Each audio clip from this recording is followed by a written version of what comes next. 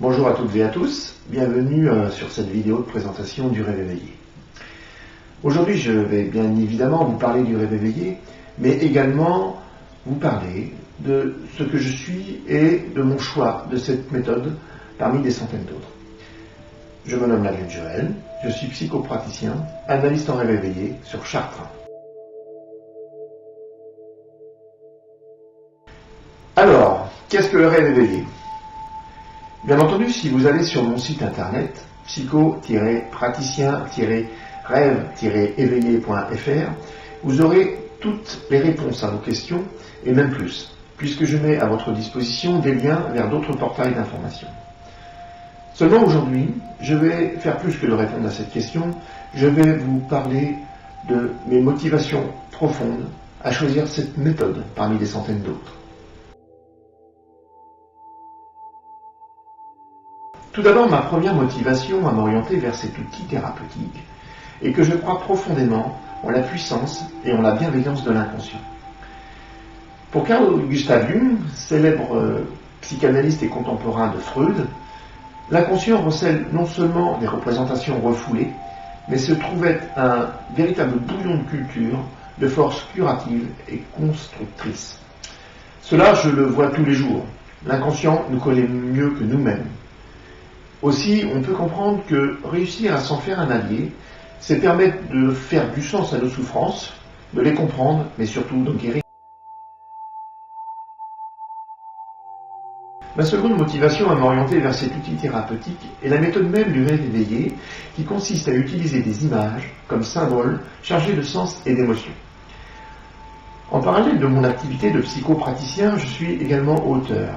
Et il y a quelques années, j'ai écrit un scénario de cinéma qui traitait de l'évolution spirituelle d'un personnage confronté à ses différents aspects féminins en lui. Ce fut une expérience vraiment enrichissante, et le plus passionnant fut de réussir à coder toutes les notions psychologiques au travers des dialogues, au travers du personnage lui-même et au travers de l'action. C'est précisément ce que fait le rêve éveillé. Il raconte une histoire qui parle de nous. De temps en temps, on réalise des choses, à d'autres moments, l'on ressent, et encore à d'autres, tout cela s'intègre en nous.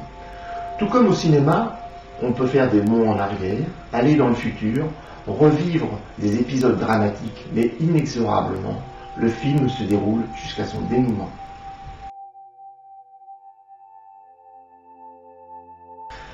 Ma troisième motivation à m'orienter vers cet outil thérapeutique est sa douceur et son côté peu intrusif.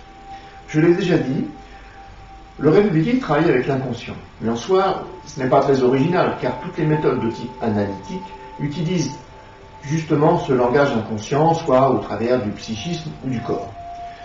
Mais si l'inconscient est un puissant devin, il peut être également redoutable dans ses révélations.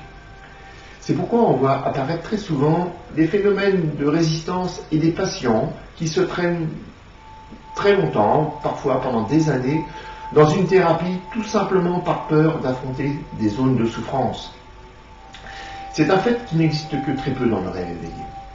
En utilisant l'imaginaire et les symboles, des images, qui a priori ne veulent rien dire, mais je dis bien a priori, le patient effectue une dissociation salutaire avec ses propres zones de souffrance.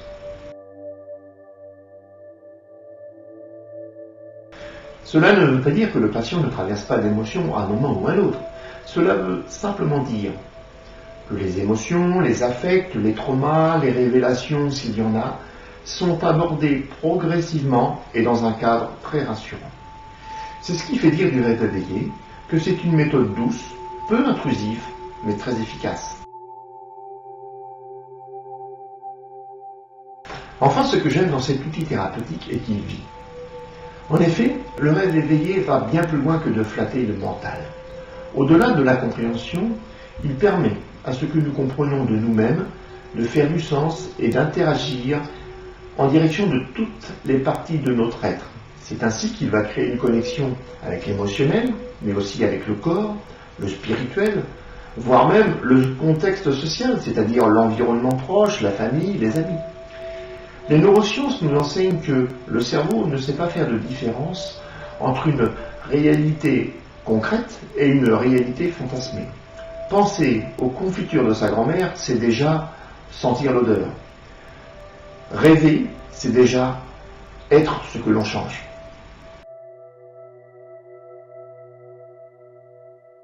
Pour finir, je voudrais vous dire que tout ce que je vous raconte là, je l'ai bien évidemment vécu et j'en ai été profondément transformé. Le rêve éveillé m'a révélé des zones d'ombre qui hantaient ma vie personnelle dans une boucle conflictuelle sans fin, m'a donné à voir qui je suis et ce que j'ai à faire ici. Vous savez, accompagner les autres, c'est d'abord être allé à sa propre rencontre. C'est pour cela que je suis en analyse personnelle depuis 2010. Accompagner les autres, c'est également rendre compte de sa pratique auprès d'un professionnel plus expérimenté. J'ai commencé mon cycle de supervision depuis 2013.